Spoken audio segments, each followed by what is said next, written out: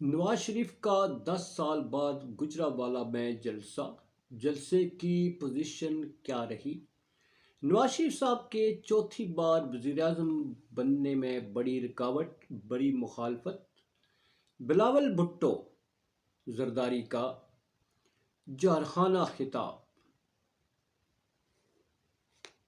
PTI भरपूर शद्दोमद के साथ मैदान में, सब जमातों के मुकाबल अकेली खड़ी। बिस्मिल्लाहिर्रहमानिर्रहीम। ब्रेकिंग ऑलवेज के साथ नाजरीन इकराम, मैं हूं फैसल सईद। उम्मीद करता हूं आप जहां भी होंगे रब ताला की पनाह में आफियत से होंगे। नाज़रीन, इस वक्त मुल्क की पूरे मुल्क भर में इलेक्शन की गहमा गहमी है, मगर ये गहमा गहमी कहना एक तौहीन है इलेक्शन की, क्योंकि यकतरफा इलेक्शन है जिसमें दो पार्टीज़ को सिर्फ मौका दिया जा रहा है कि वो इलेक्शन में उतरें। जो सबसे बड़ी सियासी जमात है उसको इस प्रोसेस से बाहर रखने के लिए उनसे उनकी शनाख्त, इंतखाबी निशान ही छीन लिया गया। अब वो कैसे मैदान में हैं और उस बल्ले के निशान के बगैर भी ये दो बड़ी सियासी जमातों के लिए एक शिकस्त का खौफ सामने लिए खड़ी है टट के मैदान में। आज बड़े जलसे हुए जी। नवाज शरीफ साहब 10 साल बाद जो है वो जलसा करने आए हैं। जलसे की क्या सूरत हाल रही, इस पे बात करते हैं। बिलावल साहब क्या कहते हैं। मेरा ये चैनल प्लीज़ सब्सक्राइब कर दीजिएगा और बेल आइकन का बटन दबाने के बाद एंड तक देखने के बाद अपने राय से ज़रूर आगाह कीजिएगा। नाज़रीन कराम, 5000 का टारगेट मैंने रखा हुआ है। आप लोग हैं जो इस टारगेट को पूरा करने में हमारा साथ दे सकते हैं। उम्मीद है कि जो भी हमारे मुअज़्ज़ज़ व्यूअर आएंगे अपने कीमती वक्त निकालते हुए सिर्फ सब्सक्राइब कर देंगे और बेल आइकन का बटन दबा दें, ताकि आपका और हमारा ये तल्लुक़ जो है ये बरकरार रहे रोज़ाना की बुनियाद पर। तो हाँ नाज़रीन, पीटीआई जो है वहाँ से अगर शुरुआत करें तो पीटीआई इस वक्त जो है एक शख्स जो है वो तमाम सियासी जमातों की बावजूद इसके कि बल्ला उसका छीन लिया, उसको जेल में डाल दिया, मगर सियासी जमातों की शिकस्त, उनकी सियासत की मौत जो है वो उसका एक भयानक खौफ है सब पर जो तारी है। आप उनकी तकारीर देखें, उस शख्स की टॉपिक के बगैर उनकी तकरीर जो है मुकम्मल नहीं होती।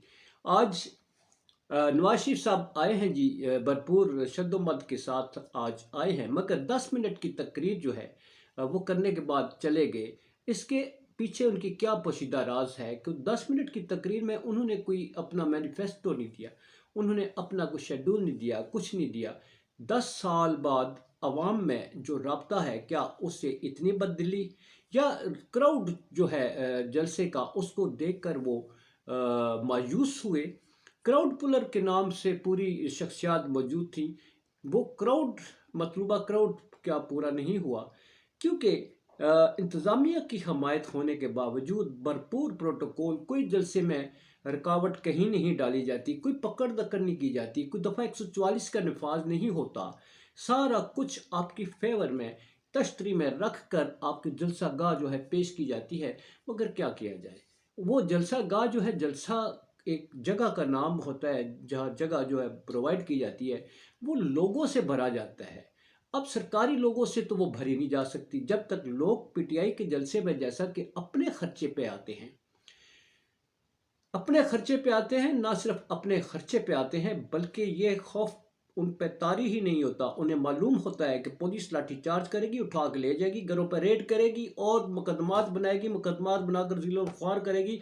मगर इसके बावजूद लोग जो हैं वो आते हैं, जोक तर जोक आते हैं। छोटी सी कार्नर मीटिंग हो तो जलसे का रूप धार लेती है, जलसा हो तो जलसे तो करने नहीं दिया जाता, पुलिस सारी क़यादत को उठा के ले जाती है।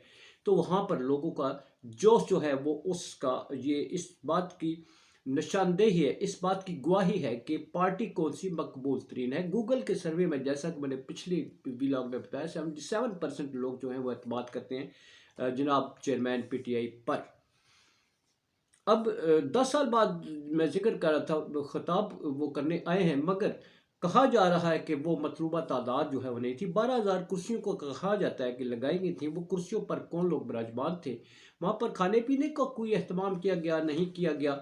مگر نواز شریف صاحب کی مختصر ترین تقریر کو چھوڑ کر چلے جانا پنڈال سے، یہ ایک بڑا سوالیہ نشان ہے کہ کیا وہ ان کو جو کہا گیا تھا کہ جلسہ آپ کا فقید المثال ہوگا، وہ جلسہ نہیں ہو پایا. اب وہ چوتھی بار وزیر اعظم بننے کے لیے پر توڑ رہے ہیں، مگر چوتھی بار وزیر اعظم بننے کے لیے ان کے لیے بڑی للکار آتی ہے. وہ آتی ہے سندھ سے کہ ہم چوتھی بار آپ کو وزیر اعظم نہیں بننے دیں گے، اس لیے کہ چوتھی بار وزیر اعظم جیسا کہ بلاول بھٹو صاحب جو ہے انہوں نے اپنی آج ایک جارحانہ تقریر کی ہے جس میں انہوں نے للکارا ہے نون لیگ کو. نون لیگ کو کہا ہے کہ یہ کیسا شعر ہے کہ جو ایک انتخابی نشان جو ہے ایک سیاسی جماعت کو آؤٹ کرنے کے بعد وہ شیر اکیلا میدان میں آئے ہیں، ہم اکیلا میدان نہیں چھوڑیں گے، ہم لاہور تک پیچھا کریں گے اور چوتھی بار وزیر اعظم قطعاً نہیں بننے دیں گے. یہ وزیر اعظم کے لیے جو خواب دیکھتے ہیں. بلاول بھٹو صاحب کی تقریر کو اگر دیکھا جائے تو وہ کہتے ہیں کہ دو جماعتیں اس میں میدان میں ہوں گی. یہ کیسی جمہوریت ہے کہ آپ ایک پارٹی کو آؤٹ کرنے کے بعد آپ جمہوری کھیل رہے ہیں. دو پارٹیاں، آپ بلاول بھٹو صاحب جو ہیں، ہر شخص یہاں پر اقتدار کا بھوکا ہے، اقتدار کا رسیا ہے. جمہوریت سے ان کا لینا دینا کوئی نہیں ہے، نہ ہی عوام کے ساتھ. اب جھوٹے وعدے پھر جھوٹ پہ جھوٹ. بلاول بھٹو صاحب فرما رہے ہیں پتہ نہیں 2-3 گنا تنخواہیں زیادہ کر دوں گا، میں پٹرول اتنا پہ لے آؤں گا، میں مہنگائی اتنی نیچے لے آؤں گا. او بھائی پوچھے اس ڈوبتی معیشت میں، زیرو معیشت میں آپ کیا کریں گے؟ اس وقت جو کچھ حصہ ڈالا ہے، یہ تھوڑا بہت سنبھالا ہے، وہ بھی آرمی کی ساکھ ہے، پاک آرمی کی ساکھ ہے جو وہ لے کے آئے ہیں پیسہ. آپ کا تو پیسہ ٹکا ہی کوئی نہیں دیتا، آپ پر تو کوئی ملک اعتبار ہی نہیں کرتا کہ جو بھی آئے گا سیاستدان جو ہے وہ اقتدار سنبھالے گا اس پہ کوئی اعتماد کیا جا سکے. آپ پر تو اعتماد کا فقدان ہے. ایک ادارہ ہے جس پر وہ ساری دنیا جو ہے جہاں بھی وہ جاتے ہیں وہاں سے کچھ نہ کچھ لے کے آ جاتے ہیں. آپ پر تو ٹرسٹ کرنے کو تیار نہیں. تو آپ کہاں سے یہ جو جھوٹے وعدے ہیں پورے کریں گے؟ آپ کے پاس کوئی منشور ہی نہیں ہے کہ معیشت کو کیسے سنبھالنا ہے. آپ کی جو خارجہ پالیسی ہے، آپ نون لیگ کے دور میں، یہ 17 ماہ کے دور میں، آپ بطور وزیر خارجہ آپ کی کیا خدمات ہیں؟ آپ کیا افغانستان کے دورے پر گئے؟ کیا آپ ایران کے دورے پر گئے؟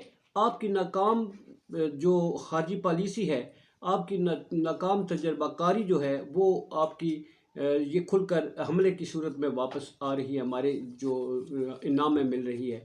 آپ نے امریکہ یاترا کی، آپ نے امریکہ جا کر اپنے وزیر اعظم بننے کے خواب کو پورا کرنے کے لیے وہاں پر ان کے چرنوں میں بیٹھے رہے، اور اپنے اطراف میں اپنے ہمسائے ممالک کے ساتھ آپ کی کیا کنٹریبیوشن ہے تعلقات بنانے میں؟ آپ کی یہی کنٹریبیوشن تھی. آپ اگر ایران جاتے وہاں پر تعلقات معمول پر آتے، افغانستان جاتے وہاں پر تعلقات کو آپ دیکھتے تو شاید خطے کی صورتحال مختلف ہوتی. یہ آپ کی ہے نااہلی کی ثبوت.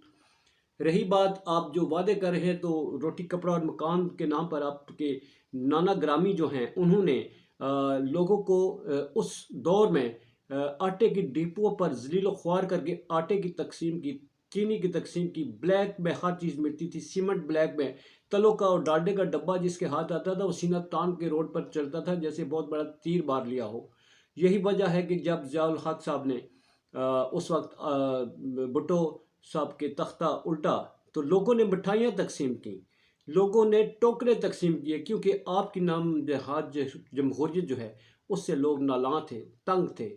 یہی وجہ تھی کہ لوگوں نے جشن منائے.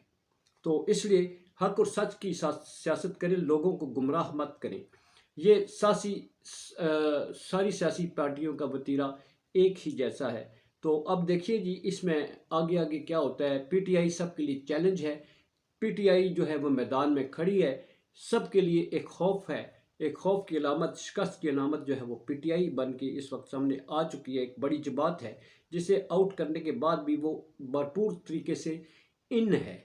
معیشت کیا کہتی ہے، پٹرول کیا ہے، مہنگائی کیا ہے، اسے ان سارے جتنے سیاستدان ہیں ان کا کوئی لینا دینا نہیں. وہ عوام نے خود ہی بھگتنا ہے. پاکستان زندہ باد، پاک افواج پائندہ باد.